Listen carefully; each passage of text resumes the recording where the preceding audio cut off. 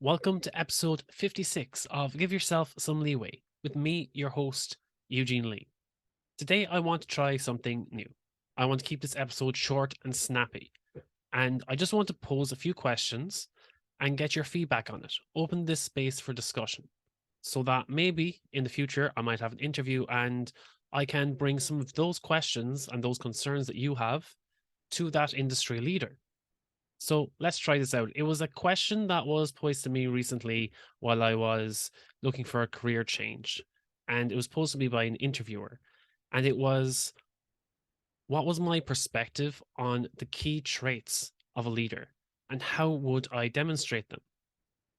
And what would be my approach to maximizing efficiency and output while ensuring that I maintain a motivated team? And that really got my head ticking and the brain ticking, being like, what I take a step back and what would be the top three key traits that I would identify myself as a leader? So, yes, I want to delve more into this and I want to hear your feedback too. So, you can reach out to me at giveyourselfsomeleeway.com.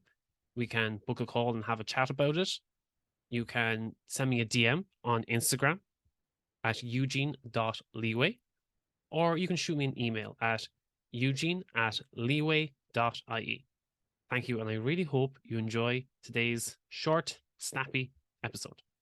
So, when I was asked what did I believe, what was my perspective on the key traits of a leader, I wasn't trying to find what was the top key traits of any generalized leader. I was trying to think of what was my experience with leadership. What did I see as the top traits that I see both in a leader that I look up to and as a leader myself? How would I best influence others? So they were the top traits that I was trying to think of.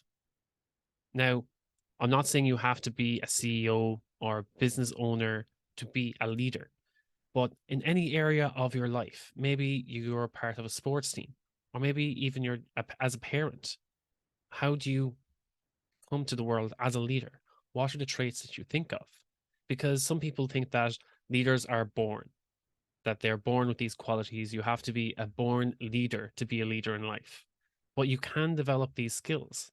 I think it all starts with that awareness. Once you become aware of what are the skills that I need to take responsibility for so that I can show up at my best and be a positive influence on my team and help them to grow. So, first of all, the first trait that I identify as a good leader is that a leader must be a good communicator. You must have the ability to clearly articulate your goals, your objectives, and your expectations, because this is essential to the success of any team. Now, as a leader myself, I would make a conscious effort to ensure that my team is always aware of what goals we are working towards and how their contributions fit into the larger picture. I'd like to emphasize that, you need to regularly hold one-on-one meetings with each member of your team so that you can understand their goals, provide feedback, and support them in their career development. So communication is a big one for me. The next and most important trait that I can think of is empathy. As a manager, it's important to understand that each member of your team is unique and has their own set of strengths and weaknesses.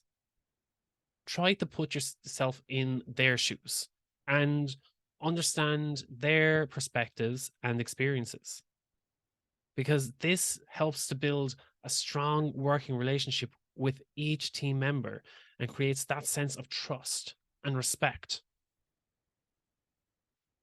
My third trait is adaptability. A leader needs to be adaptable. The demands and workload are constantly changing depending on your work environment. And to be a good leader, you must be able to pivot and adjust the approach as needed.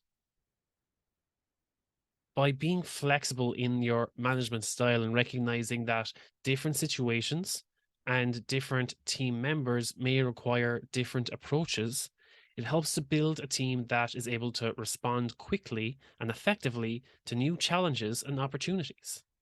And yes, that doesn't take away from the other leadership traits that are also important, like making decisions on behalf of your team, having that clear vision that you can show everyone. I think that also falls under communication, but having that clear vision to help guide everyone, and also being able to take accountability for your team and having that responsibility.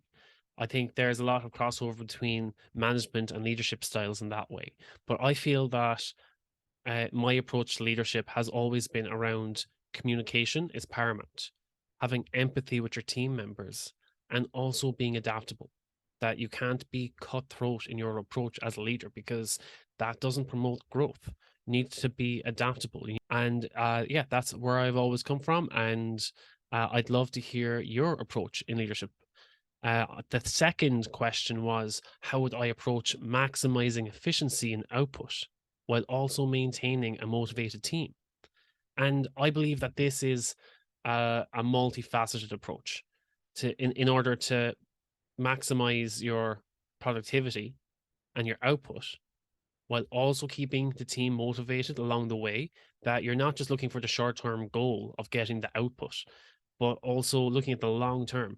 How do you keep that sustainability to keep the team motivated towards project A, B, C, X, Y, Z?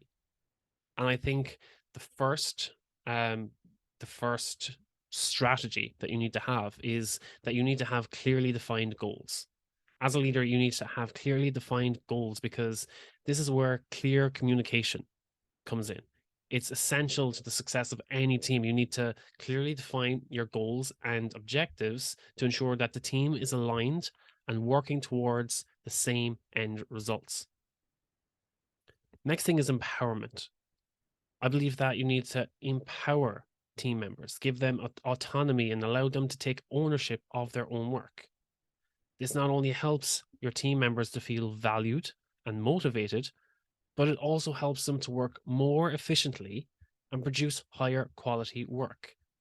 Micromanagement of your team and trying to step in or step over the line and take over for them, it produces less quality work. You're probably increasing your own workload and taking their responsibility or their ownership away from the task. So they're not going to respect carrying out that duty. And they're probably not going to respect you as a leader or a manager in terms of giving them their space to give their input to the team. And finally, I think you need to get regular feedback. I think this all falls under communication. You need to get regular feedback, give feedback to the team, get feedback from the team, make a conscious effort to provide timely and constructive feedback at each stage of the process, and highlight where the company or the team's success is and identify areas where they can improve. This helps, to keep the team motivated, ensures that they are always working towards improvement. I try to keep it as simple as that. Let me know what you think. What would you track as a leader? What would your key traits of leader be? And what would be your approach to maximizing efficiency in your team as a leader? And how would you keep them motivated? How would you maintain that level of motivation? I really look forward to your feedback. It's part of the podcast that really fuels me to keep going. So I appreciate your feedback. Again, reach out to me at giveyourselfsomeleeway.com. I love jumping on calls with you guys. You can reach out to me on Instagram, even leave a voice note, DM me at eugene.leeway, or shoot me an email, eugene@leeway.ie. Until next week, take care.